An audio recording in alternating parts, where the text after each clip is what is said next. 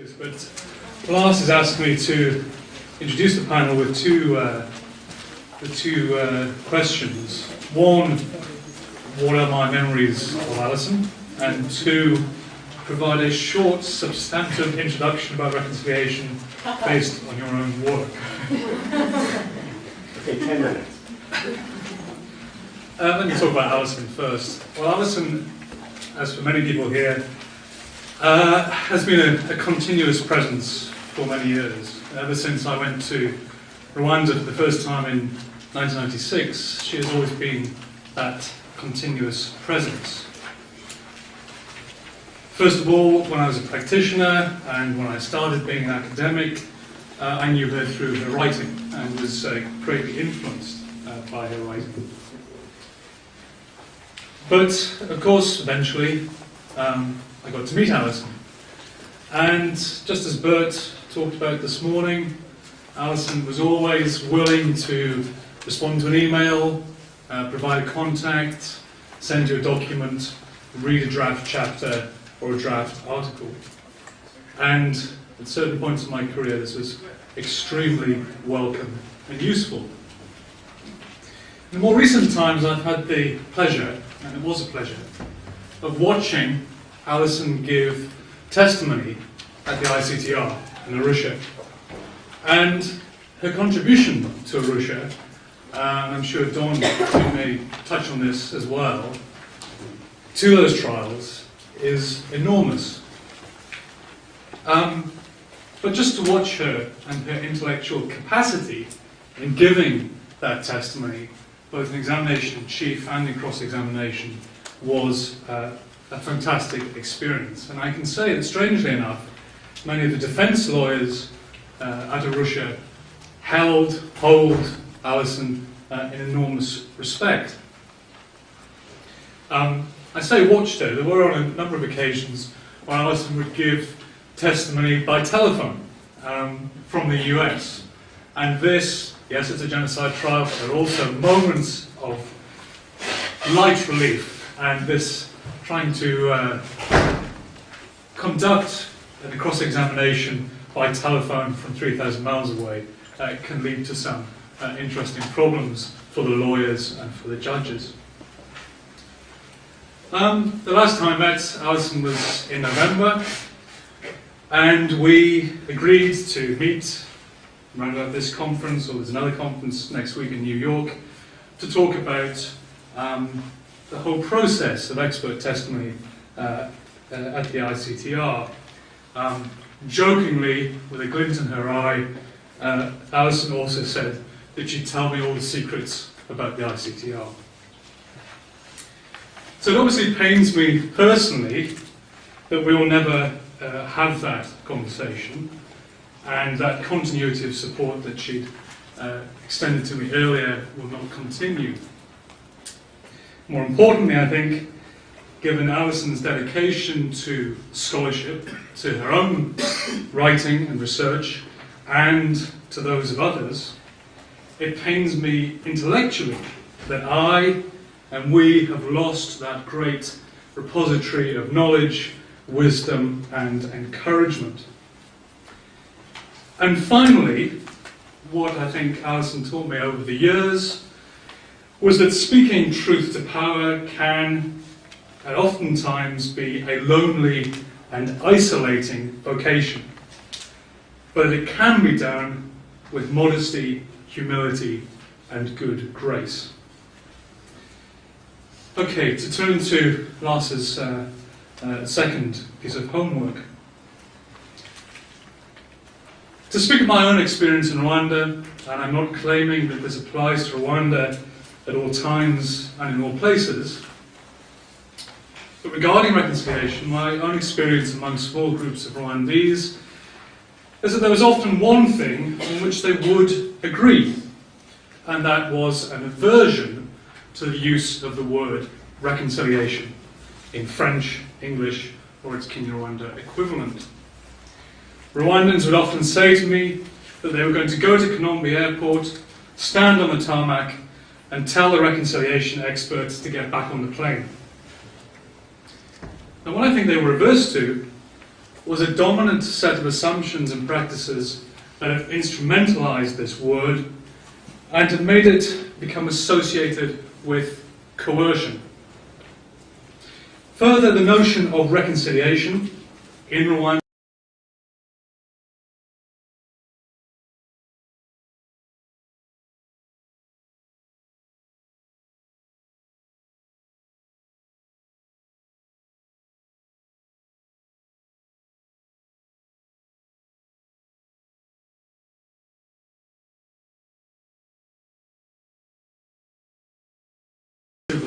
externalizing their suffering and performing their anger. Only through such expression, the facilitator would argue, will they reconcile. Now, the Rwandans would respond that such emotive performance is not in our culture. Now, that response may, to some extent, be an essentialization of Rwandan culture, but it was used by Rwandans as a strategic shared way of rejecting the imposition of a particular model of human interaction. Now, of course, this is perhaps an issue of semantics. We could replace reconciliation with coexistence, as some authors do, or perhaps we could just talk about resilience.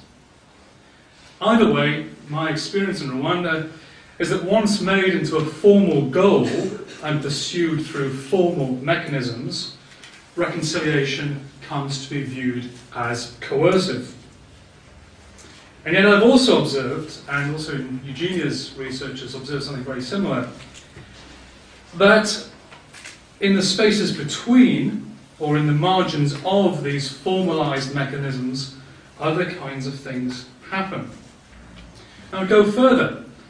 Perhaps it is the formal, prominent mechanisms that create marginal, covert spaces where people are able to engage in seemingly mundane processes of establishing or re-establishing relations. And that this, paradoxically, is enabled by attention, by fanfare elsewhere. Paradoxically also, people seem to find commonality in their alienation from formal mechanisms, or perhaps even that exaggerated performance that is required, demanded by these formal encounters, means that people are less inhibited when they interact quietly in a subdued manner on the margins. In other words, fanfare elsewhere provides people with a space to engage in ways that they do not brand as reconciliation, for that is obviously the concern of something happening somewhere else, but that these things actually correspond to what we have as a kind of intuitive understanding of what reconciliation is, stripped of its instrumentalized and psychoanalytical baggage. So, there, a short, substantive introduction. And let me now give a short introduction to our three speakers. First is Karen Murphy. She's the director of the international programs at Facing History and Ourselves, which I'm sure a number of you will be familiar with their work in Rwanda.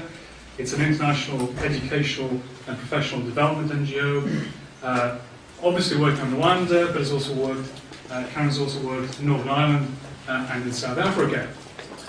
Lindsay McLean-Hilker is a final year DPhil student in development studies, social anthropology at the University of Sussex. Her research is dealing with urban youth in Rwanda, principally in Kigali, and looking at ideas of ethnicity, life narratives among those groups. Before that, she worked for DFID and was also the political assistant to the EU Special Envoy for the Great Lakes region. And finally, Kirli Pels, who's at home here in the Institute. She is completing her PhD here on rights-based approaches with children and young people in post-conflict situations generally, but with an extended case study in Rwanda.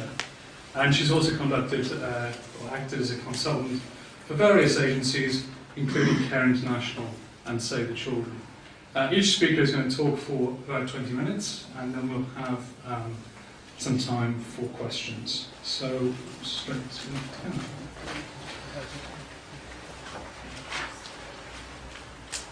Okay.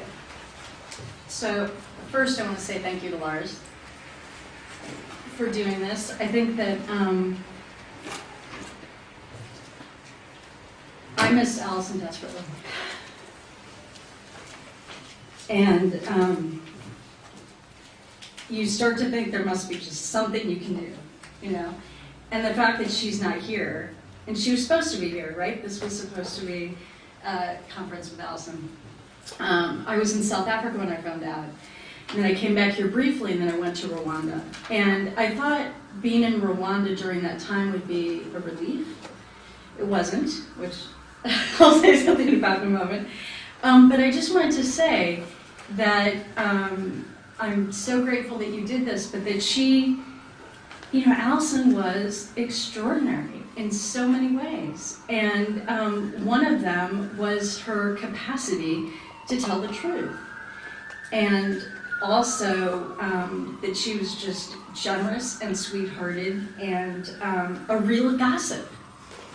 I mean, I think if we all got together, we would find out that she was calling every single one of us, you know? And her network was amazing, but the thing that I so appreciated about her was her ability to act like you were the only person on the phone, in the room, sitting across from her. You know, I mean, her ability to look you in the eye and engage you when you know she had 10,000 things to do. And of course, that was also what made her so good at her job, because her network includes scholars and government people and military and, you know, all kinds of folks. And the farmer on the hill, right? And she treated us all like we were the most important people she'd ever met. So I miss her so much. And then I was supposed to say one funny thing about her. I only one time had her give me the most disapproving look. Really angry. Have you ever had Alison be really angry at you? We were at Lepanco TDN in New York City, and she was in between speaking engagements, and I told her I would go with her to get something to eat. And I said, oh, they have great salads and whatever. And she wanted one of those brownies, like as big as your face. And she was so disgusted with me that I would be suggesting that she eat something green. But anyway, I just thought that was funny that she just looked at me just horror-stricken, like I really didn't get it. And I thought, well, you know, I can imagine now the other people who get that face. So let me talk to you a little bit about our work. And I probably won't take 20 minutes, so you have more time for questions. I wouldn't put us on a reconciliation panel, though I appreciate that you put me on any panel. But let me say this. James Smith is here from Aegis Trust and Best Shalom. And at a conference in Stockholm in 2004, I think, he said something really important about prevention that I think about a lot in our work. And the fact that prevention, like a medical model, has 3 phases. There's the first phase, you can take your vitamins and do all the good stuff to prevent yourself from having something hideous happen. And then there's the prevention that is more like intervention when someone's had a heart attack and something needs to happen to, you know, immediate emergency surgery. And then there's the third phase, which is often the most neglected, which is also prevention, which is you don't leave the patient on the table. And it's often the phase that's neglected in just about every country you mentioned that I work in and many other places. And so a lot of our work in Rwanda really came in the wake of the genocide, not so much about here we are to reconcile or, you know, even though it definitely appeals to a larger government strategy, but more about another effort in the ideally comprehensive, integrated effort of reconstruction. So, being in Rwanda right now for me is a little bit like falling down the rabbit hole. And I don't know if others of you have that experience. There's a lot of whispering. There's a feeling that it's not unlike the Soviet system of fear of denunciation by your neighbor, fear of betrayal, fear of being followed, fear of saying that thing out loud in a public space that will mean the next day you wake up with rumors. Rumors that you committed rape during the genocide, rumors that you are harboring genocidal ideology. And particularly in the wake of Alison's death, that was vibrant, because there were many people who were figuring out how to grieve and mourn her, but nothing formally had been articulated yet by Human Rights Watch. And I just want to say I'm so grateful Ken Roth is there today, because there are many people whispering about the witch is dead. You know, Human Rights Watch has no more voice in Rwanda now that Alison's gone. And the fact that Ken is there is an important expression of the commitment of the organization, and the reality that Human Rights Watch is not just Alison's legacy, obviously, but that there's an organization and a group of people, including researchers she's worked with for years and years, who are dedicated to carrying on that work. But there were people who were looking for ways to mourn her and couldn't not find a place or a way to do it.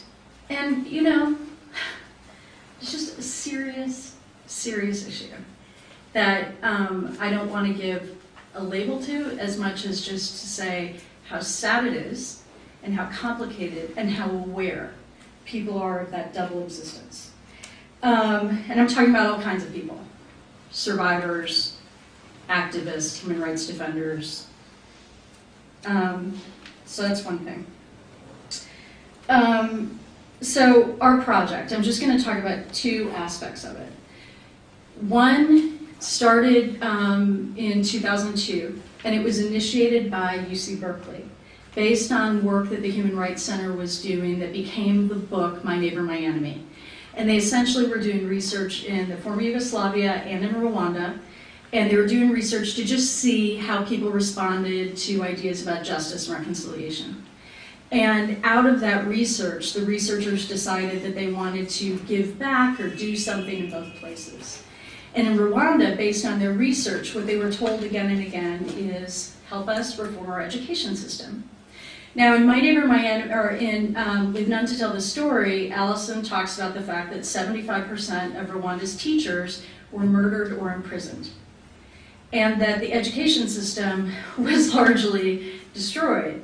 On top of that, when the RPF came to power, they placed a moratorium on the teaching of history and the development of history resources. So history didn't formally exist in the curriculum. So teachers, students, parents, ministry, all kinds of people were saying over and over again, this is something we'd like you to help us with. And so UC Berkeley formed a collaboration that included Facing History, the National University of Rwanda, the National Curriculum Development Center of Rwanda, and the Ministry of Education. And for 2 years, roughly 2003, late 2003 to February 2006, we worked together to develop not a curriculum, this is really important, there was no desire to impose some kind of curriculum, but history resources that could be used in a classroom for secondary and sort of middle school age kids. And the idea for Facing History participation, there were a couple of influences. One was the idea that we don't create curricula either. What we do is create resources that often focus on difficult moments. We don't treat them as inevitable. We often look at decision making, okay? There's the idea that you can take a resource, a person's story, and allow students to engage in discussion and explore the choices that were made in that moment and have them reflect on their own lives, their own choices, etc. So we pulled together a really diverse group of Rwandans, from teachers to parents, students, ministry officials, some people from the Catholic Church and the Protestant churches, and we had maybe 65 of us. And we spent first a week focused on Facing History, using our case study called Holocaust and Human Behavior. The idea being that we would start with a case that wasn't their story, which allowed us to at least learn something together and be able to say, these are the kinds of issues we might look at: conformity, obedience, bystander behavior, propaganda. The Weimar Republic was a huge one, so actually we had really interesting conversations about democracy, what could make it strong, what undermines it, and so on. Again, people are making connections to Rwanda, they're talking about Weimar. Then we broke into 4 groups. this is really basic. Pre-colonial, colonial, the 1990s, and, wait, colonial, pre-colonial, colonial, the 1990s, you know my project better than I do, 1990s in this period. And the idea was that these small working groups, headed by a historian, a Rwandan, and often someone else, so like David and Catherine Newberry, each were part of a working group, would find some resources, and they would work together to find primary documents that help them create a conversation for teachers. So some things they found were very cool and interesting. You might find a song or an article, or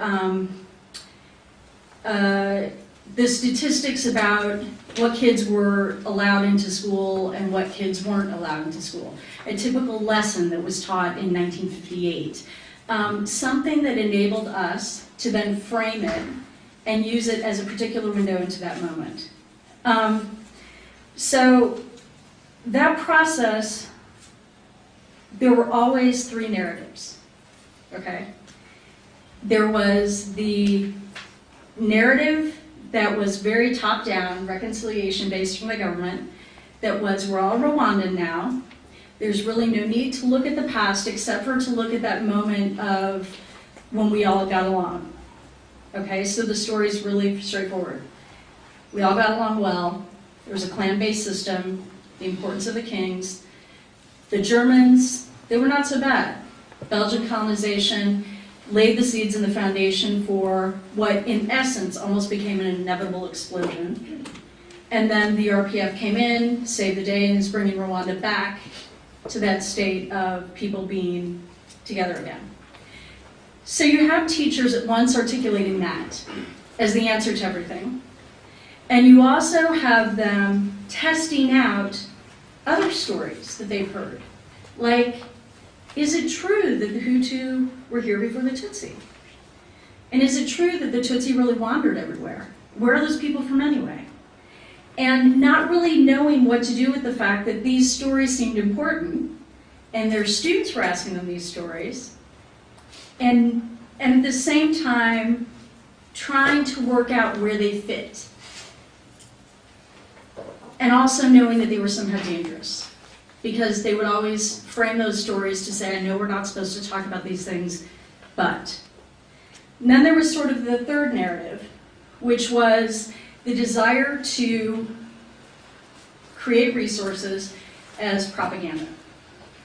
And I'm going to give you just one example about Andrei Sibomana, because it's the most painful example to me. And if my computer were working, I'd read it to you, but I'll just tell you the story. Andrei Sibomana, human rights defender, priest, based in Kabgai, rescuer, resistor, journalist. The working group who was looking at the period of the 80s and 90s wanted to do a resource on him. One of the things we're encouraging is tell those stories of rescuers, tell those stories of resistors. Those are great opportunities to help students make connections to people who acted with courage and compassion. They exist. So instead, the story they chose was a rumor about Sibomana actively working to unseat a beloved Tutsi priest. It was a very effective 2-paragraph story planted in this resource that, if you don't know Rwandan history, feels relatively innocuous. The message is clear. This is not a hero. This is not a resistor. This is not a rescuer. This is someone who's no friend to the Tutsi. I asked for that resource to be taken out. I got a very typically indirect kind of Rwandese response, which is, okay, we will. And it's still there if you want to look on UC Berkeley's website. But this is just to say, these were all negotiated, the materials we put in, and we were very aware of the fact that they could be used in this way. And that there's that risk, because we are dealing with human beings. And we are dealing with human beings who are afraid, and we are dealing with human beings, some of whom very much believe these stories. So that's one piece of this project. I want to talk about another one now. I will say this, when I reported to Alison about the Sibomana story and its reappearance and reappearance and reappearance, she was so heartbroken. She was such an advocate of Sibomana, and when I was there last time, I said his name in a room of about 5 people, and my colleague said, shh, you know, and that's just to think about this heroic person who actually would be a great person for kids to learn about in the classroom. And instead, he's become a secret we're whispering about because his story has been turned on its head. So let me say another piece. We decided that a more effective way to continue to work in the country was focus on professional development, where the focus would not be on Rwandan history. And the focus would allow us to use other case studies and other stories, all true, okay? So these aren't manufactured sort of moral ideas where they were doing game playing. Sometimes we focus on World War II. We've done work on the Armenian Genocide. We've done work on the U.S. Civil Rights Movement, on South Africa. The idea being there are teachers, these are teachers, they do need professional development support. They're being asked to teach in ways they never taught before. So on one level, they are getting professional development support they need. And on another, they're very scared, most of them. When I was there last week, they're fearful of being accused of genocide ideology.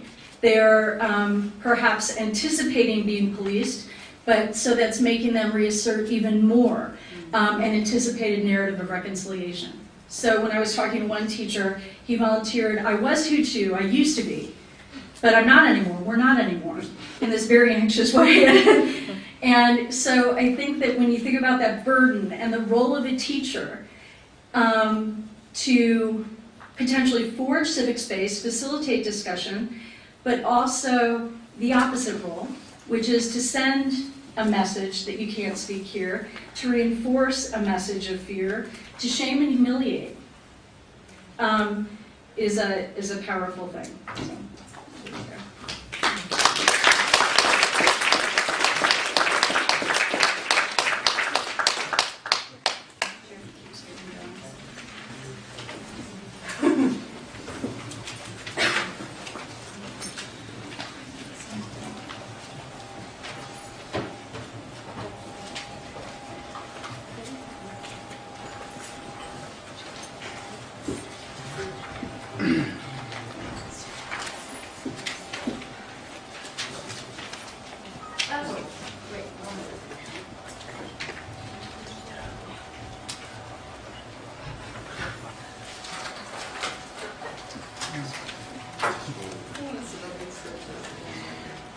So, warming up. Hello everybody. Just a quick apology at the beginning. This is a 30-minute presentation I had cut down to 20 minutes, and then my computer crashed yesterday, so I'm going to be a bit pick and choosing of the slides as we go along. Basically, I'm going to sort of take things down, give a real, I hope, a little taste of a view from the ground, based on some anthropological research I did with youth in Kigali in 2004 and 2005.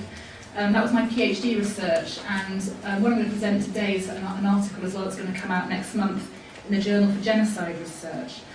So what I'm going to talk about, I'll give you a very brief flavour of what my PhD research has found as a whole, a little bit of background on ethnicity and reconciliation in Rwanda, talk a little bit about, for my research, ethnic relations and relationships among youth in Kigali, a little bit about everyday processes of ethnic belonging and categorisation, ask, I guess, a similar question to what Bert asked this morning about why are ethnicity and ethnic stereotypes so pervasive still in Rwandan society, and link it back to reconciliation, ask a question about whether the current strategy of ethnicising or de-ethnicising Rwandans.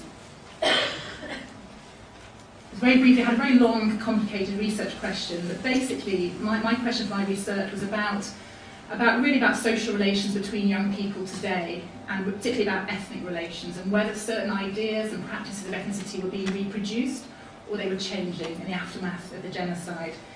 I did 14 months of research in Kigali, so this is very much urban, this is Kigali, so I'm glad my colleagues this morning spoke about rural Rwanda. 2004 to 2005. I worked with a very small sample of 45 young people, so my approach really was an in-depth study of the lives of 45 people from very diverse backgrounds, different experiences of violence and exile, I'm not trying to generalise, I'm trying to understand some processes, and as I think has been mentioned a few times today, you really do need to work for quite a long time with people to really get their views on some quite sensitive issues. So I followed some people's lives for 2 years and probably met with them about 25, 30 times, so it varied. So quite in-depth research. I spoke to young people about a number of key areas, their own past experiences of violence, conflict and exile, and how they're rebuilding their lives, how they explained the origins of conflict and violence, and the meaning and salience of ethnicity and ethnic divisions, their contemporary social relations interactions between young people from different backgrounds, and whether they're changing divisions and ideas of difference, and their views on reconciliation, the progress, the challenges, and their own involvement with reconciliation. So just a brief bit of background, because most of you are familiar with this. Obviously there are many, many years of quite heated debate at times about the origin, evolution, porosity of the categories Hutu, Tutsi and Twa. But actually in spite of this, sometimes they are used in current commentary on Rwanda without any reflection. So quite often you find surveys where people categorise people as Hutu and Tutsi, sometimes quite unproblematically. And actually, I can't go into all that detail today, but a lot of my research and another chapter of my thesis looks at how people identify themselves. And actually, many of them are mixed, many of them don't know their ethnic background. Those categories are actually quite problematic. In spite of this, as already been discussed, a key plank of the government's reconciliation strategy has been the idea of building a unified Rwandan identity and to rid society of what it sees as a divisive identities Hutu, Tutsi and Twa. So it's taken a number of steps to de-ethnicize Rwandan society, removing ethnic identity from ID cards, what I call really a campaign to re-educate Rwandans about their past, about the role of ethnic divisions in violence and to outlaw divisionism. We've heard today already about the 2001 law on discrimination and separatism, about the 2004 parliamentary report on genocide ideology.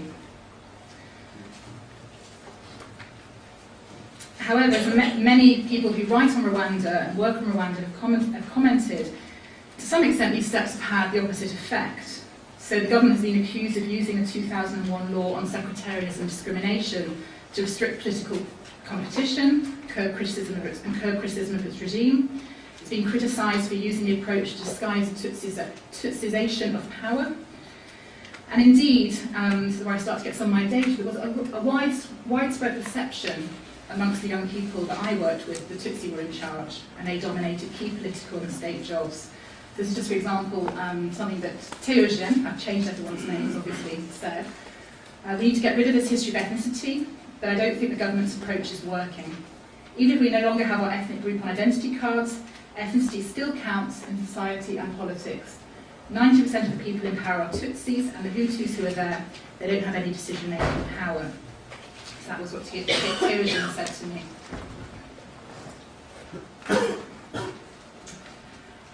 However, as a number of you have pointed out today as well, the government has been more successful in suppressing public references to ethnicity. So the young people I worked with were very, very fearful about talking about ethnicity, especially at the onset. And it did take me 2 years sometimes to get round to talking about these issues with them. There are some issues, as what Jean-Claude said, there are some issues that friends from different tribes don't talk about, like ethnic or political issues, because we mistrust what the other will think or say. Maybe I'm afraid to say what I think because he will think I support another ideology. So just to say, this obviously had real implications for how I went about my research. And in fact, I took a decision early on never to ask anybody directly about their own ethnic identity and never to actually bring up ethnicity myself in conversation. I decided to sort of let ethnicity emerge. So I asked general questions about reconciliation, about what they'd experienced, etc. And as trust built up. In fact, every single person I spoke to did at some point tell me their ethnic identity, or at least their own perception of their ethnic identity. But it did take quite a long time. And I should just say, in response to the question about Batwa this morning, I had a network method of identifying research participants, and actually no one I ended up working with did actually identify themselves as Twa, so I don't have any Twa respondents in my research.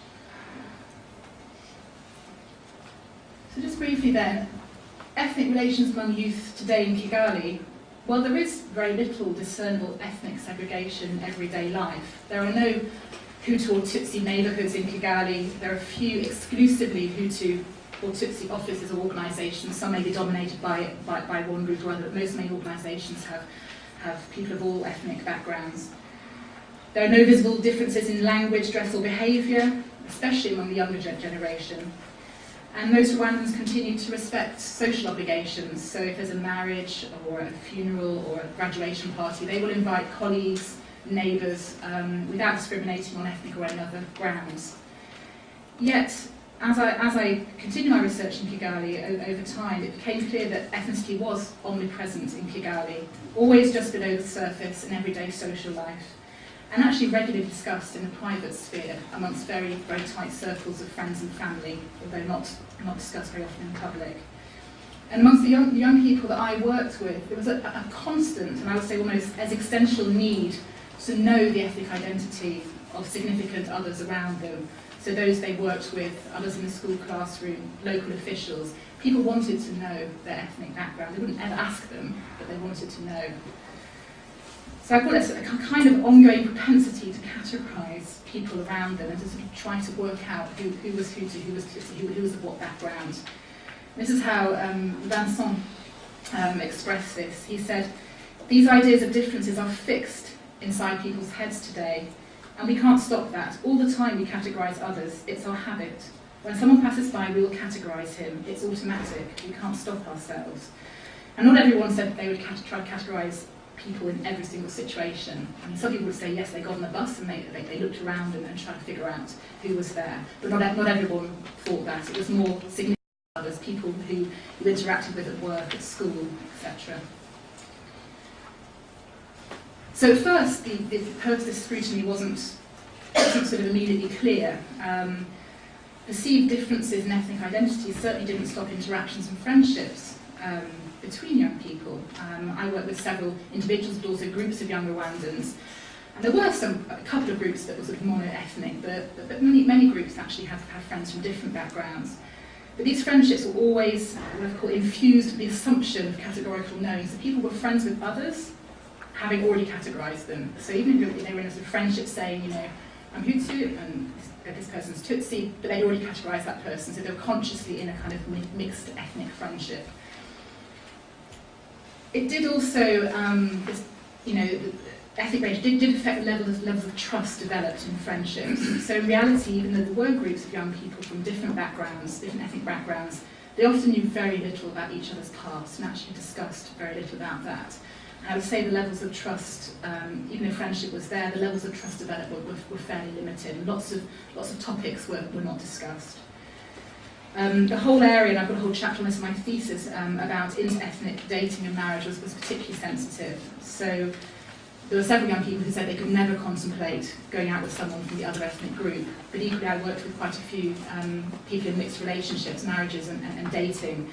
On the whole, it was actually parents who were stepping in to prevent mixed ethnic relationships more than young people. So I'm kind of skating through stuff, but I'm just conscious of time.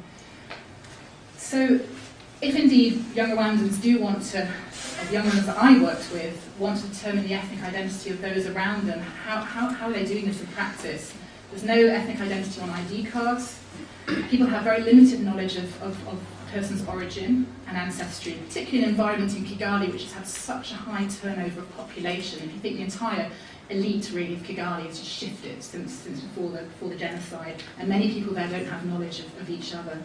An environment where people avoid speaking about sensitive issues like ethnicity and like the past. Well, my work suggests that this process of determining the ethnic other is actually very, very complex and uncertain. And I found a number of different ways that I'll now talk about that young Rwandans tried to categorise others as Hutu or Tutsi, by blood, by appearance, by behaviour, experience and politics. So first of all, most of you already know this, but Rwanda, at least since the mid-colonial period, and before that there's some dispute about whether it was a matrilineal or patrilineal system, has had a patrilineal system of ethnic descent, so where you take the ethnicity of your father, whatever the ethnicity of your mother. And indeed, many of my, as constantly here, many of my research participants confirm that. They said that's the system. You take the ethnicity of your father. If your father's Hutu, you're Hutu, even if your mother's Tutsi. But in practice, many people's ancestry, particularly in urban Kigali, wasn't known. And so Rwandans were often categorised to one side or the other on the basis of other factors.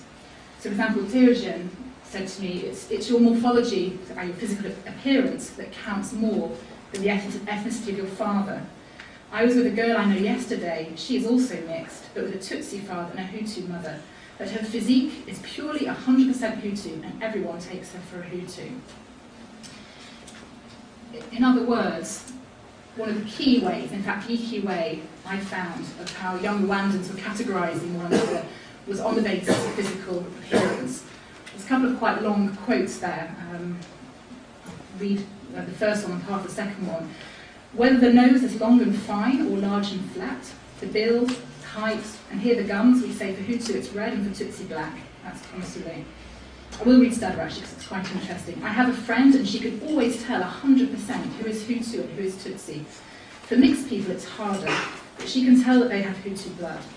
The foot from the toes and the heel, for Hutus this part is very wide. The fingers and hands of Hutus, they are hard. It's the same for the shoulders. Hutus, they are hard and compact. They don't really have a neck like us. The nose, it's sharp and long, or wide and flat and wide. And my friend can also tell from the ears, but I can't. I can tell from the foot and shoulders, and normally I'm right.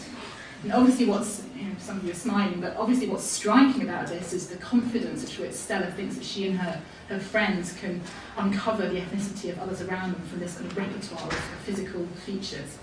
And for those of you, all of you here know Rwanda, these stereotypes are very familiar, obviously from colonial writing in the 19th century. However, despite these physical features that we use so frequently and mostly to kind of determine the ethnicity of others, most young people admitted that they were unreliable in practice. Most people put this down to the level of intermarriage in Rwanda. So Consulé here says, with people of mixed heritage, we often make mistakes. You can find a boy with a Tutsi father and a Hutu mother, who is therefore Tutsi, but he has all the traits of his mother, and the others mistake him. Like the boys that came here earlier to visit my brother. Their father is Hutu and their mother is Tutsi, yet they have the traits of Tutsis, like true Tutsis, and people think they are Tutsi. They know they are Hutus, but they will let others think they are Tutsis. So, in lots of ways, the language used here by Consulé is very revealing, because she's saying that they look like true Tutsis, although they know they're Hutu because of their father's ethnicity.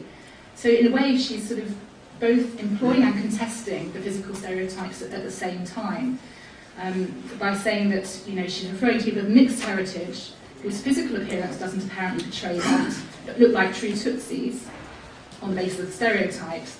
So there's almost like an implication that people's real ethnicity on the outside doesn't actually correspond to their real ethnicity inside might not correspond to their apparent ethnicity on the outside. A few young people actually just said the stereotypes were unreliable. I'm not going to read that because I'm short of time. But the key thing here was that although many people thought these stereotypes were unreliable in practice, they still used these stereotypes almost as reference points in navigating their social worlds. And the knowledge of anomalous persons, and everybody could tell me about people who didn't fit these physical stereotypes, didn't really lead them to challenge the stereotypes. Very briefly, Hutu or Tutsi by behaviour. As you know, the colonial writings also had stereotypes of behavioural differences between Hutu, Tutsi and Twa, about the arrogance of Tutsi, the cunning of Tutsi, etc., etc. Not everybody, but a minority, but a significant minority of my research participants did refer to these kind of behavioural characteristics and felt they were still the case in Rwanda today. I'm not going to read the quote here, but again, very close to the stereotypes in the colonial literature. And again, although people gave these stereotypes, they sometimes, the next sentence, contradict themselves by saying, but I know someone doesn't fit them. Like Fidel here, who is saying, I have a friend who's mixed with a Hutu father and a Tutsi mother, but his physiognomy and his attitudes are really Tutsi, so we've accepted him in my group as a Tutsi. Third way of determining ethnicity of others, by experience. So in practice there are many situations where Rwandans don't know the background of others, their appearance may be ambiguous. And in these cases, a kind of series of indirect questioning of that person that might happen, or through friends, trying to find out what ethnicity they may be, deducing that from their past experience. So for example, if someone was known to have spent time in the refugee camps after '94 in Congo, they automatically assumed to be Hutu. If someone had been born in Uganda, Burundi or Zaire, they were automatically assumed to be Tutsi.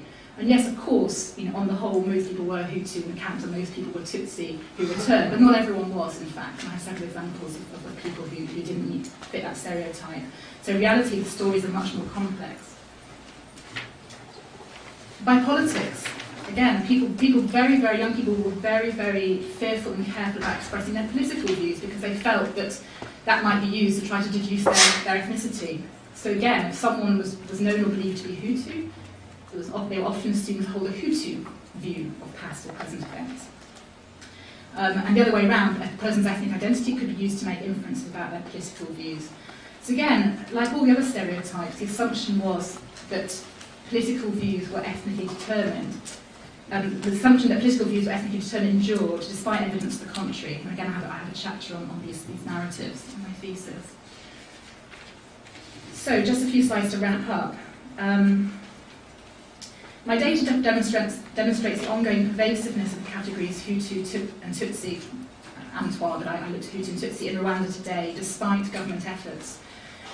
For three reasons, really. Firstly, young people themselves believe that ethnic identity is still important in Rwandan politics and society. They demonstrate a persistent need to determine the ethnic identity of others, significant others, to categorise them. And there are powerful collective stereotypes that still exist about physical attributes, behaviour, political views and experiences of the Hutu collectively and the Tutsi that are used by young people to navigate their social world.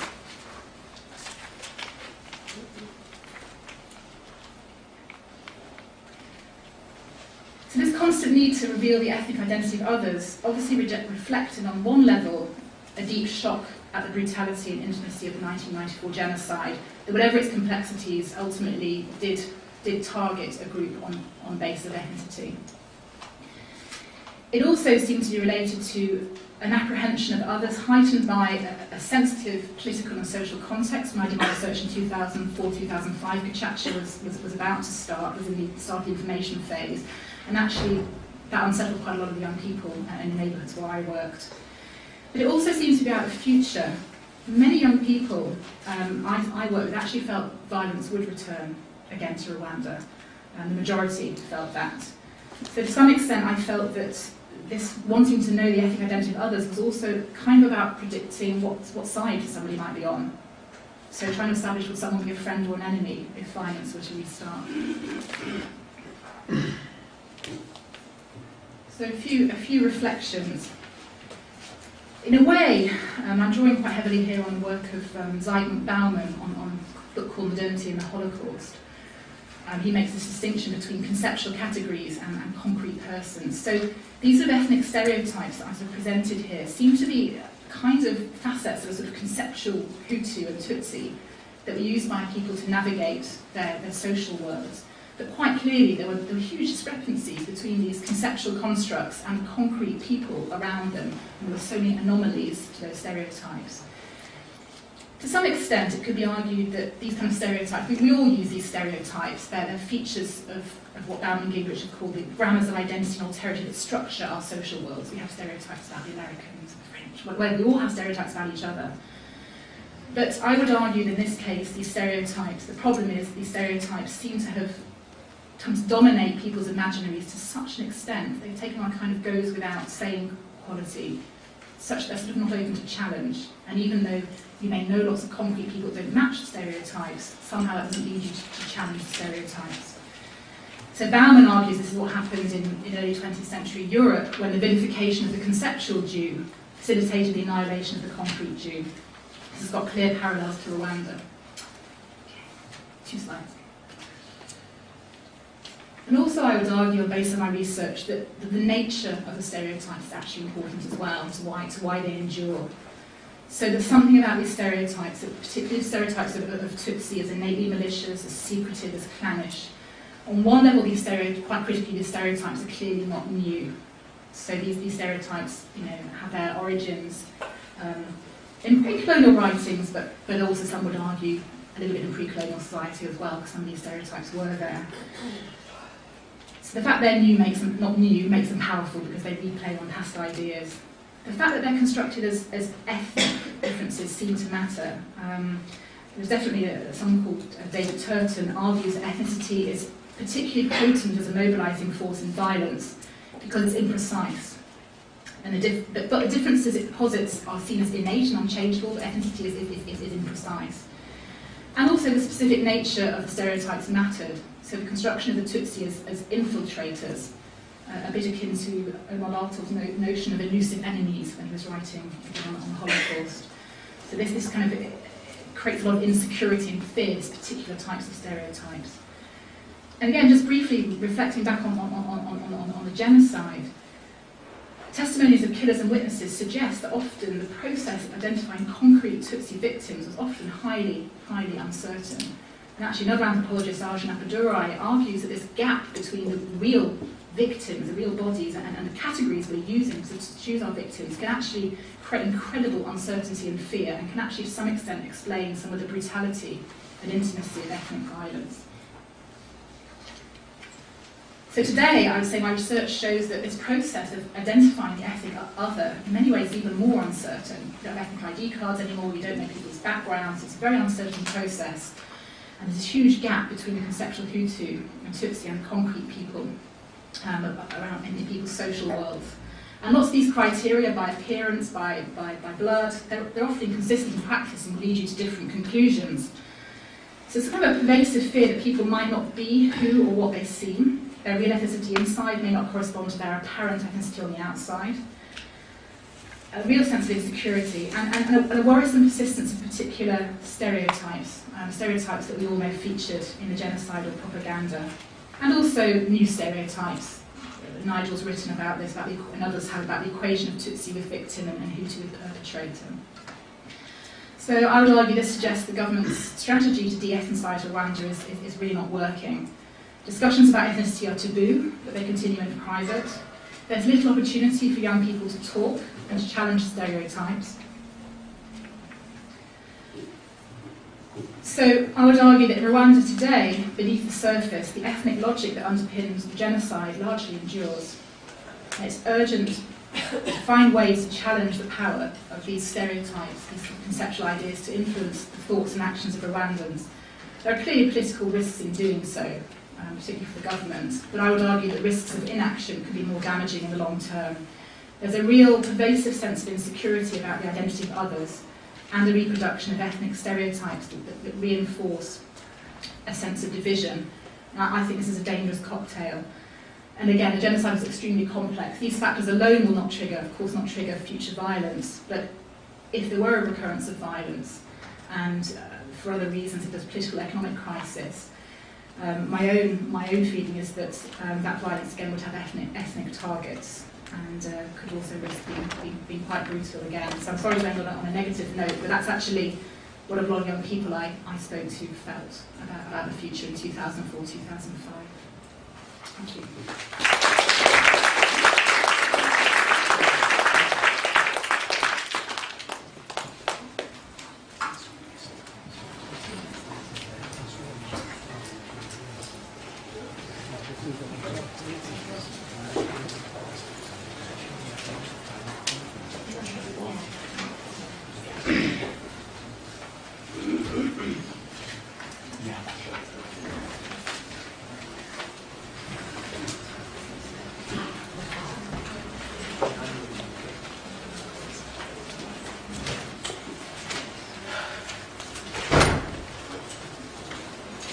I'm going to not really be talking about reconciliation as such, but more about how other discourses, such as rights and participation, how they're feeding in with the new narratives that are being created around Rwanda.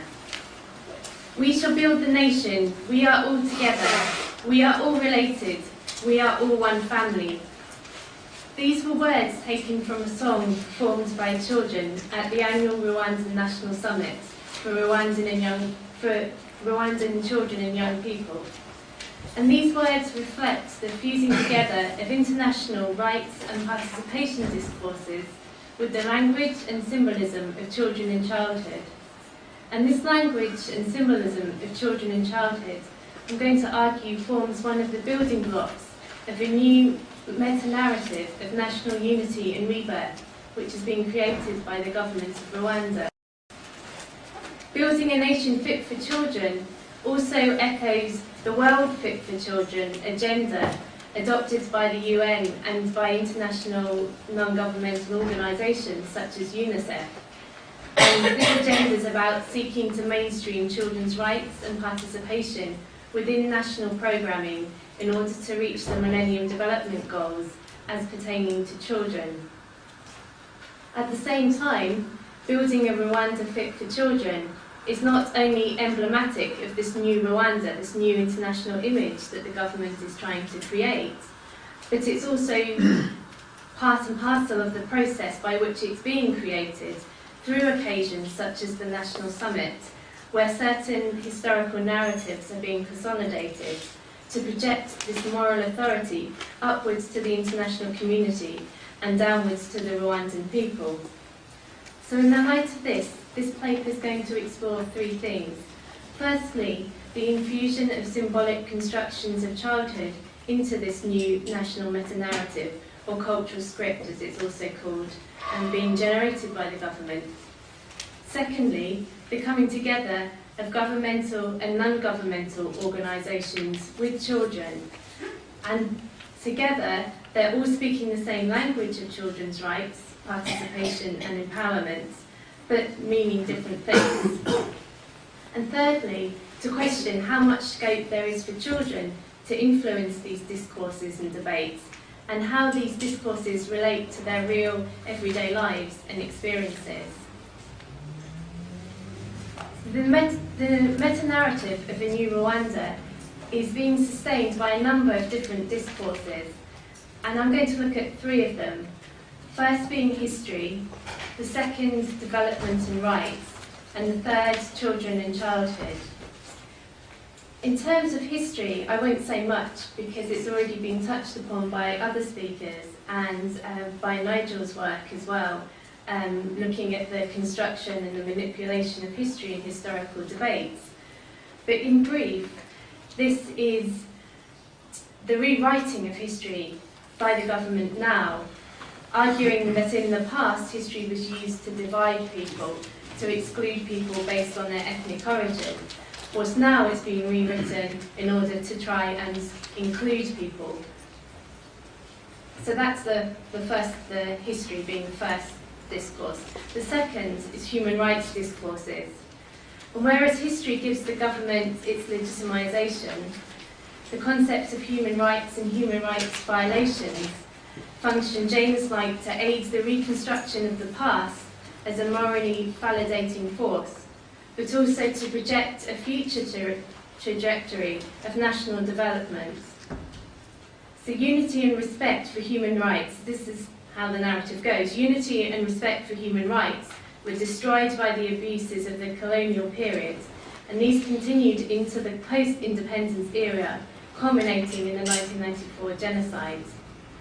Following 1994, Rwanda has, in the words of Kagame, risen from their abyss, and the promotion of a culture respectful of basic rights and fundamental freedoms is a hallmark of post-genocide Rwanda. Those are Kagame's words.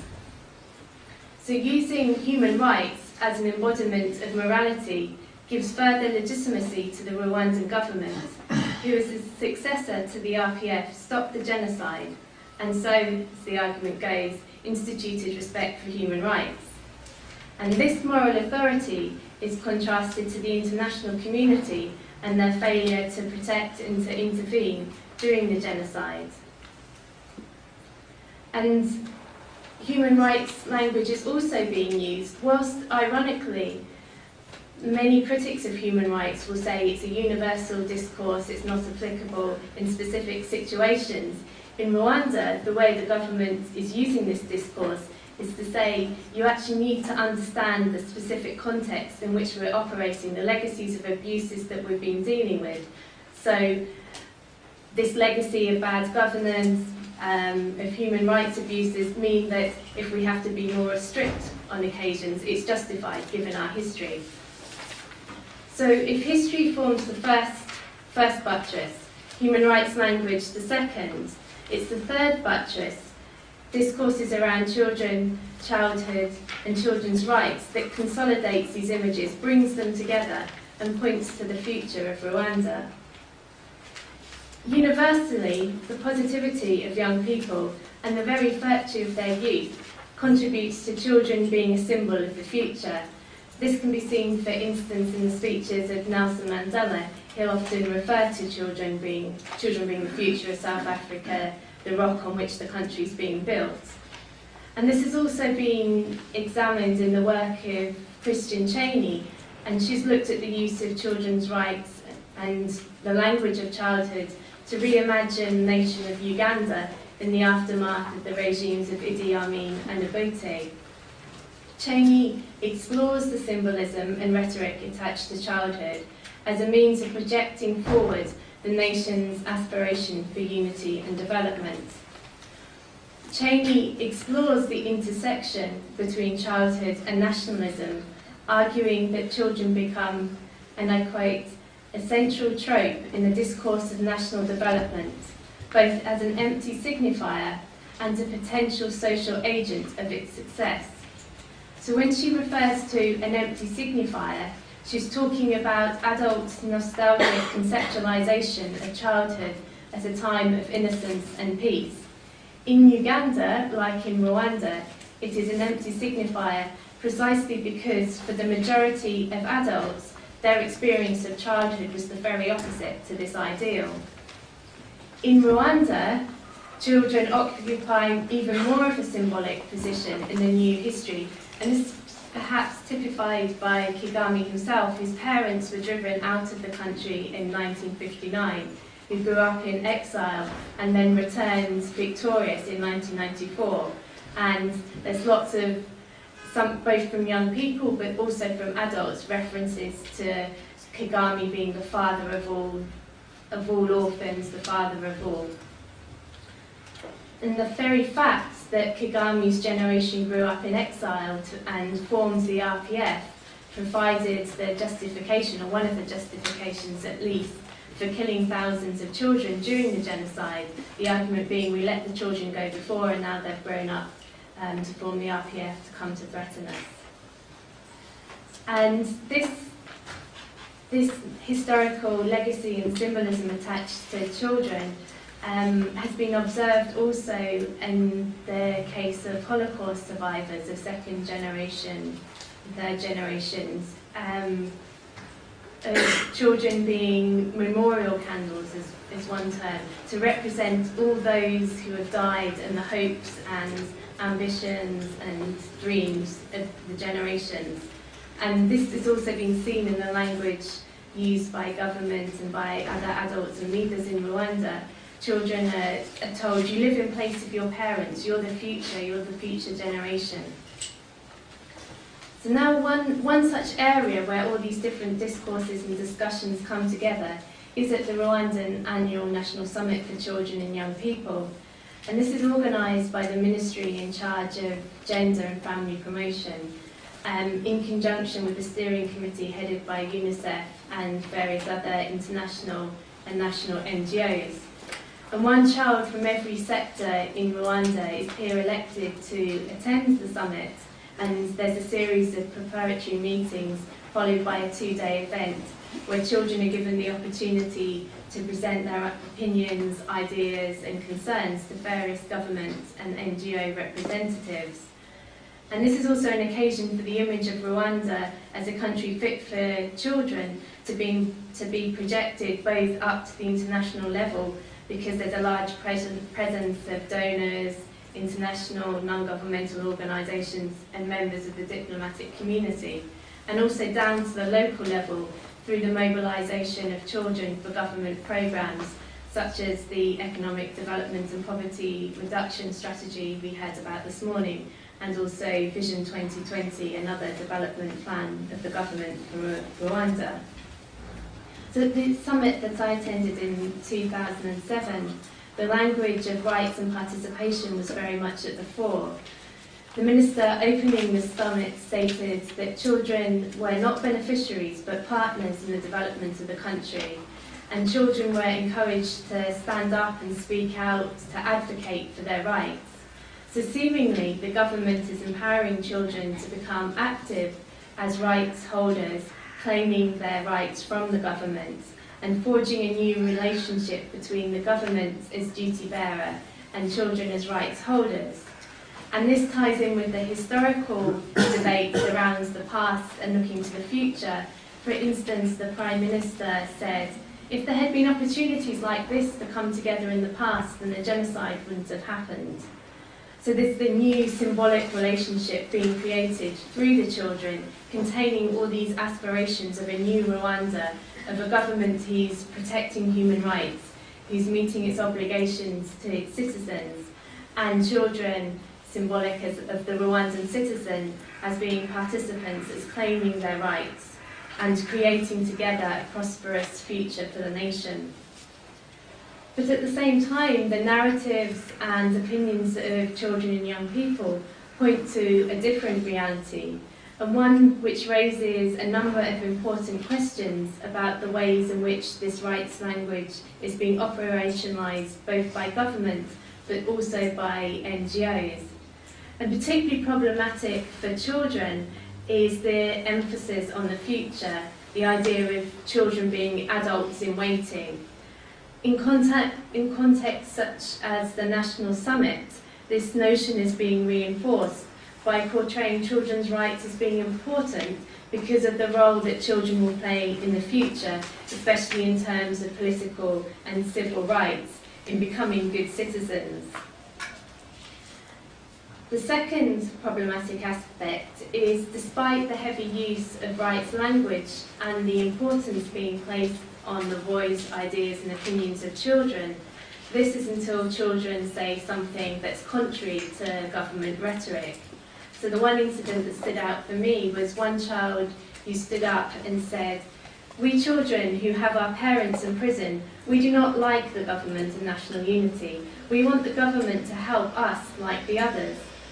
And this child was then severely rebuked for a long time by the representative of the National Commission of Human Rights for propagating genocidal ideology. So by advocating on behalf of children whose parents were in prison, they were seen to be sympathising with potential genocidaire and therefore were creating divisions, genocidal ideology. And likewise, when children reported that parents were selling children as slaves to other households, they were firmly rebuked by ministers and told that slavery does not exist in Rwanda. So children were saying their ideas and their opinions, but then they were being told, either not listened to or told that they didn't know what they were talking about. So this reiterates the importance not just of the language, but the context in which it's being used and how that context is shaping the language. Here we can see that the government is, and not just the government, the international organisations, it's also a very big showcase event for UNICEF, for example, is promoting the moral legitimacy of the government, its commitment to children, both of the government and also the international organisations, to bring in further funding. At the same time, the government's controlling the space and the form that the rights discourses are taking. Particularly, I felt that there was a closeness between rights and patronage. So the minister in charge of gender and family promotion, she said, Kagame, because of good leadership, has accepted the role of children to participate in all the programmes of the country. So it was Kagame and the government doing it out of the goodness of their heart, doing it out of beneficence, rather than it being a right inherent in the child. So it's more about citizenship, and that is equated with patriotism, and conformity. So another quote from the Prime Minister, he said, "Children must be worthy of Rwanda and should accept the advice of those with more experience. Children should be disciplined and corrected. As the proverb says, a stick can still be straightened whilst it's young." So rights can be claimed, but only by those who are behaving in the correct way. So this discrepancy between the rhetorical usage of rights, particularly, although not exclusively, at the national level, contrasts with local realities. One young person said, "You say many goals that inspire us, but you should come to the grassroots level and see the exact situation." And as I said, this rhetoric is not coming just from the government, but also coming from non-governmental organisations. The UNICEF representative claims that the application of rights-based programming in Rwanda would achieve the realisation of a dream country. So very extravagant claims being made for this approach and for the ways in which the rights language is being used and the programmes being implemented. They're being controlled by adults, and they're not matching or connecting with the daily realities faced by children and young people.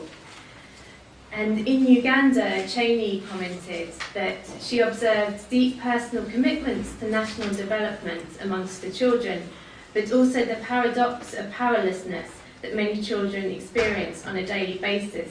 And the same paradox emerged in my research with children in Rwanda, especially those in rural areas who felt that they were being left behind in the process of development. One young person said to me, "We can't enter Vision 2020 because of the life we're living today. So they were wanting to be part of this big programme for national development, but because of poverty, because of not being able to access the educational system, they felt it didn't have any relevance for them because they weren't going to be able to be a part of it." So the use of rights discourses alone is not enough to bring changes, and unless it's accompanied by action, then it's liable to fall victim to disillusionment. So in conclusion, I would argue that it's not that rights concepts are meaningless for children and young people, and indeed children and young people use these concepts to try and further their claims. But their disillusionment comes within the operationalisation phase, either through a narrow interpretation of what constitutes children's rights programming. So often the emphasis is on education about rights, or participation, but as consultation. So one young person said, "They come, they ask us what we want, and then they leave and we never see them again." So that's what form participation is taking. And also there's unrealistic claims about what rights-based programming is able to achieve. So children are told that by using this approach it's going to build a dream country, but then their experiences are teaching them otherwise. So in doing this, there's a danger that organisations risk undermining the very principles of human rights which they're promoting, resulting in a form of what I've called performed participation, which fails to take account of the socio-cultural and political context in which the organisations are intervening. And I haven't got time now, but I was interested by what Nigel was saying earlier about reconciliation and the differences between the discourse of reconciliation and the ways in which ordinary people understood it and carried out what could be described as reconciliatory activities. Likewise, with the children and young people that I spoke with, for them participation is not a big coming together of people in a summit or in a forum, but it's participating in everyday life, in everyday relationships and processes, being able to be like the other children, to go to school, to access healthcare. That's what it means for them to participate. So in these spaces away from the formal institutions and formal platforms, in the informal, in the everyday. So in order to prevent decontextualisation of rights and disillusionment with rights, therefore, I'd argue that there needs to be a greater understanding of how rights language is being used, by different actors of the different agendas that are underpinning that, but also in how to give more scope to the informal means of participation for creating these spaces within the everyday. Because for children and young people, participating in building the nation in a meaningful rather than in a purely symbolic way takes place at this level rather than at the national level.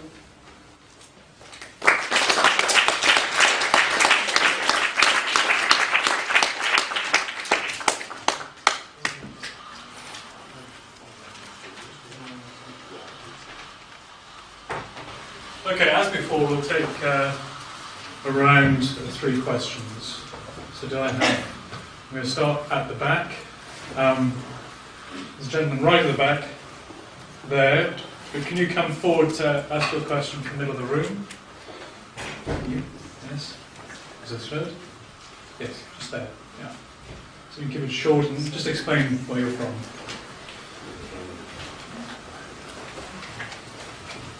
Yes, my name is Jean, and I'm Rwandese. I've got a problem. Actually, what I want to ask: why are you actually inventing the Rwandan history? Because the one that was around didn't die, and I will actually ask why. Don't you think that it's going to be complicated to reinvent history and teach people a new history that was not there before? Thanks. So that was a question directed to you. Okay, so, yes. Rachel Hayman from the University of Edinburgh. I wanted to raise the question about ethnicity as taboo. I'm still working through this because I've been struggling with it for a long time, so this might be controversial for some people, but I'm concerned that we're making ethnicity almost into a taboo subject in Rwanda by the fact that we talk about it being taboo. Because I think a lot of the research that I'm hearing about, my own research in Rwanda demonstrates that ethnicity gets talked about all the time. In public, in private. So it's not a silent topic, it is a topic. I think the problem comes with the political sphere, and that's where I can't quite get my head around it as well. It's like people are afraid to talk about ethnicity because they're worried about being termed divisionist, but they're talking about it all the time in a social context. And you know, I don't know what question is there, but I worry about the ethnicity is taboo thing. Okay, there's another question just here. Yeah. My name is Margot Leegwater. I'm from the African Studies Center in the Netherlands. And I have a question for the second person, Lindsay. I find it really shocking to find out that the youth in Rwanda are still that busy then with ethnicity and labeling the people in their social lives, their everyday lives. And I'm wondering if you could say something about the background of these youngsters. For instance, I wonder if someone who has his father or a family member in prison, or maybe someone who survived the genocide, is more busy with doing it than maybe somebody who returned from Rwanda to Rwanda from exile, or being a child of somebody who came from exile. And also I would like to know if you can connect it then to the reconciliation program of the Rwandan government. I mean, what are the consequences and what can they do with it? Thank you. I'll take one more question.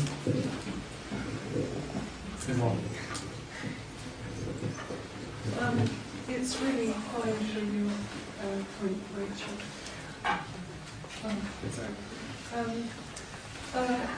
Coming back to this, sorry, I'm Anneke. I'm doing research at Oxford University into artistic representations of genocide.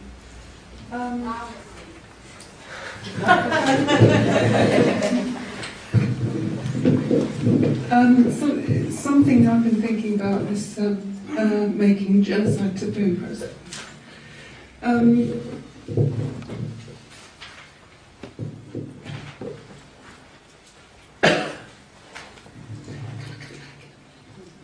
Okay, can we get some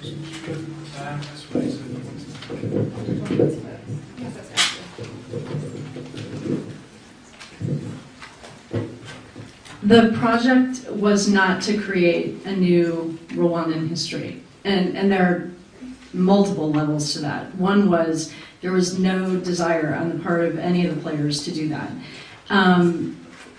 The issue at stake was that Rwanda wasn't officially, Rwandan history wasn't being taught in schools. And every country at some point or another decides when it's going to re-articulate its past. What was unique about the Rwandan case was that they actively called a moratorium. And I would put that distinction to, say, South Africa, where they first came out with Curriculum 2005, which took history out, but it did it instead by saying, instead we'll teach students to be future-oriented and to learn skills and do these things. And then it was in many ways because of the Truth and Reconciliation Commission and Kader Asmal saying, how can we have this past come into our living rooms every day and not actually confront what happened here? In the case of Rwanda, the desire was, how do we get history teachers back to work? How do we get them to be teaching history again? And so the model of the project was, let's develop some resources based in Rwanda's past that allow them to do that. And coming from the regime's point of view, there was a desire to say this previous history was toxic, and it led to something very specific, the genocide. And that wasn't the point of view of many of us on the project, but that was certainly a dominant point of view coming from the Ministry of Education, that there should be a historical narrative that is very clear and very in line with the regime, but one that understands that there was a problem with what was taught in the past. Sorry, I'm losing my voice. Rachel first. Yeah, ethnicity as taboo. Possibly, by talking about it as taboo or making it taboo. But I guess what my research showed that young people that I worked with felt it was taboo. So when I said they're talking about it quite often, they're talking about it in very limited circles, usually in the home, usually in the domestic sphere, and occasionally with a couple of close friends. Just to give an example, there were some groups of young people who I worked with where members of the groups, quite close friends, which quite often were making assumptions about the ethnicity of the others in the groups, but actually those assumptions weren't correct when that person talked about their own ethnic background. So just showing that the topic of ethnicity between most groups of friends, actually people did not talk about it. And people were quite fearful about talking about it, especially probably at first with, partly they were afraid of talking about it with me initially, but I think as trust grew up, trust grew between us and they saw, he's an outside, there's an ease of talking about it with me that perhaps I didn't have with some Rwandans, but there were definitely some young people who were fearful about talking about it in public, and gave examples of people who had been imprisoned, taken away, accused of being divisions that they knew. So it was definitely a sort of fear, and they definitely felt it was taboo. And I think the government gives different signals. The government sometimes says, oh no, it's fine, we can talk about ethnicity, and then acts in the opposite direction. So I hope that's answered your question a little bit. In terms of the other question, the third question about the background of the young people, I mean, in my smallish sample of 45, I did actually have several genocide survivors, several young people, mainly of mixed and Hutu background, who'd lost their families in RPF killings, whether in Kigali or in the camps of Congo. Two young people that had been in prison themselves, accused of crimes of genocide. A few young people with families in prison. Ex-soldiers who fought for the RPF. Quite a lot of post-1994 returnees from Uganda, Burundi and Congo. Rural, a few people who migrated to the city, but a lot of people who'd been based in Kigali. It's quite a diverse sample. Did their feelings about the importance of ethnicity and the sort of process of categorisation vary? Yes, of course. I mean, it did vary between individuals. I can think of one young man I worked with who just refused, just said, I'm going to do everything I can to make ethnicity not relevant in my life, and and not think about it. And there were people who definitely had that point of view and tried to do that. But did that vary by the background? Not particularly. So it's not like I can sort of say, it was people who identified themselves as Tutsi who were more preoccupied with this than Hutu. Not really. No, it was more variation individually.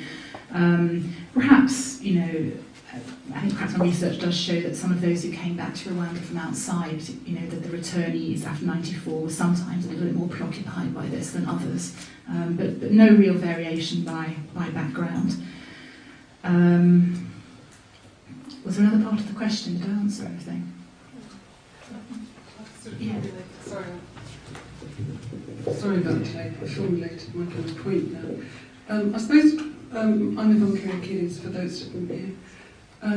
Ethnicity is certainly a construct, but lots of things in our lives are constructs that we adopt, and it's really the instrumentalisation of ethnicity that makes it a problem, and creating a taboo around a construct will reinforce it, I think. So surely there's a problem with the kind of blunt lack of subtlety of denying something's existence and creating a taboo that actually creates problems in itself.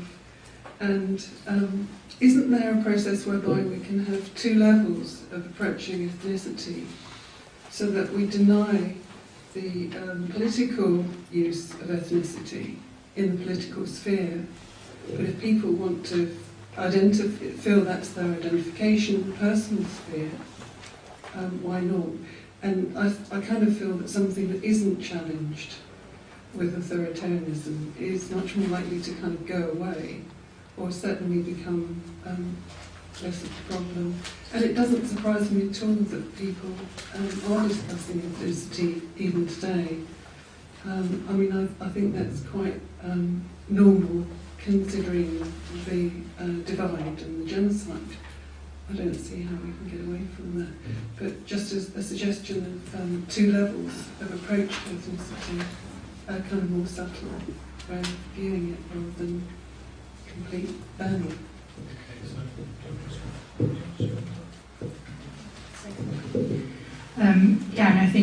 I think you're right, and I certainly think that what I was trying to argue was that to a large extent this government strategy of not talking about ethnicity is reinforcing it, but it's also the difference between, I think, government rhetoric and how the government acts as well that's a problem. So the rhetoric is we're all Rwandans now, etc., but the practice of how power operates, who gets jobs, who's accused of indigenous in the newspaper, and the actual practice of the government, I think, reinforces completely. It does a completely different thing. It's hard to know. I'd like to ask Rwandans, because I guess my Western point of view would be that it's better to talk about it and to challenge stereotypes and realise that life's more complex and you have a different background, different story, not the stereotypical story. That would be my approach in my society. But it'd be interesting. I don't think any Rwandans in the room wants to comment, but what Rwandans feel about the best way to diminish the importance of ethnicity. It's certainly not what the government's doing now, but is it to be all open and start talking about it? What is the right way? So I think it'd be really interesting to ask Rwandans that. Yeah, one way that happens in Western societies is through art practice, for example. So there's a lot of challenging of stereotypes through art practice, through openness in journalism and so on, through satire. Maybe theatre, because my experience of Rwandan theatre is they're absolutely brilliant. So maybe that be an option. But I think some ways need exploring. The other thing I found was powerful was I went to a couple of youth peace camps where there were sort of facilitated dialogues, and they were immensely powerful. But they don't happen very often. One or two NGOs get funding to do them, but on the whole, it's not prioritised, particularly by aid donors, I must say. So. One of the things that your research has found is that there are so many exceptions to the rule that ultimately there is no. Sorry.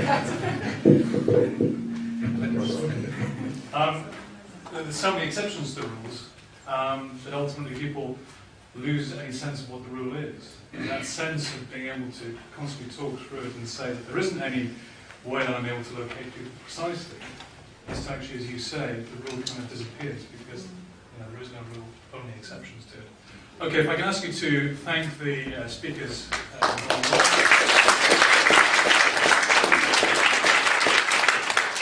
Great.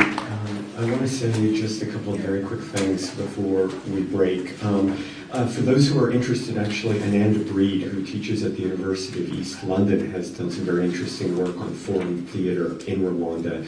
And we have a graduate student, a PhD student here at the Institute, Jennifer Melvin, who's also doing some very interesting work. Unfortunately, Anneke was out of the country. She's in Cambodia at the moment.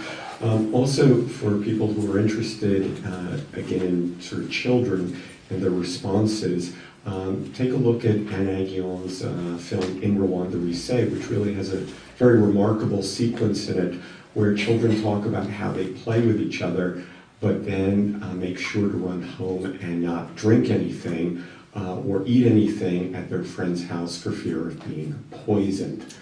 It's a remarkable and disturbing scene.